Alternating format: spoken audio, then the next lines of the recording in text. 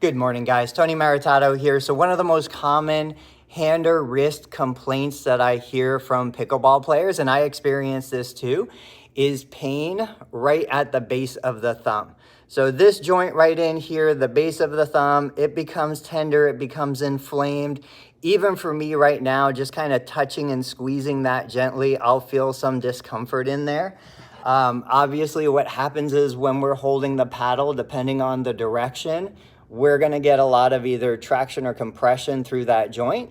But the main thing that happens is when we get twist or torque, that's usually where we get the most pain. So a couple strategies that you can use trying to relieve some of those symptoms.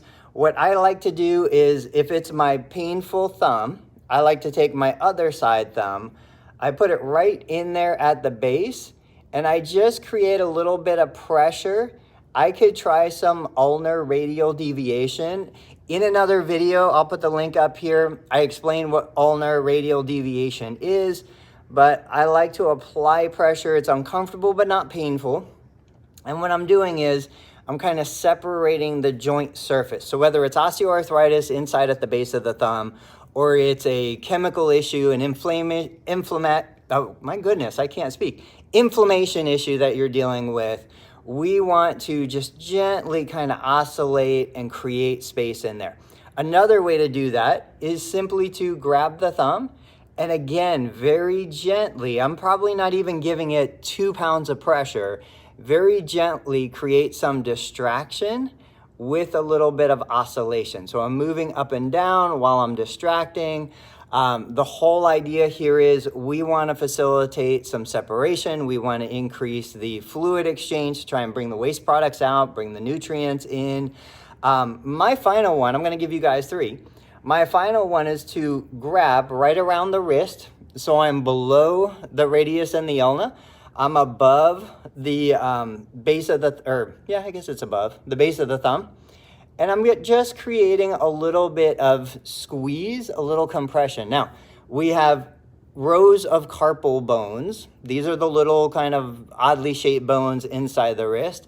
When I grab around like this and I give it a little bit of squeeze, what happens is those bones will separate, will create some space, and then I can move into flexion extension, ulnar radial deviation. I can do a little distraction, so I'm pulling just gently. All of this is simply intended to improve circulation, loosen up the connective tissue, get the joint ready for motion, and then we go out and play. Certainly you can use heat, you can use ice, you can use other passive modalities to try and manage the acute symptoms. But what I find is that if I start playing, if I start swinging the paddle and doing some things, the pain should resolve. If I'm on the court and the pain doesn't get better, within a couple minutes, I want to stop. That is my body signaling to me to say, hey, we're not ready for this. Either you need to warm up a little bit better, or we need to take today off or work on other techniques. Maybe I'm going to work on footwork today and leave my hand and wrist alone. But we have to listen to our bodies. Guys, if you have more questions about injury prevention, about pickleball, about anything that a physical therapist can help you with, just let me know. I'll catch you on the next video.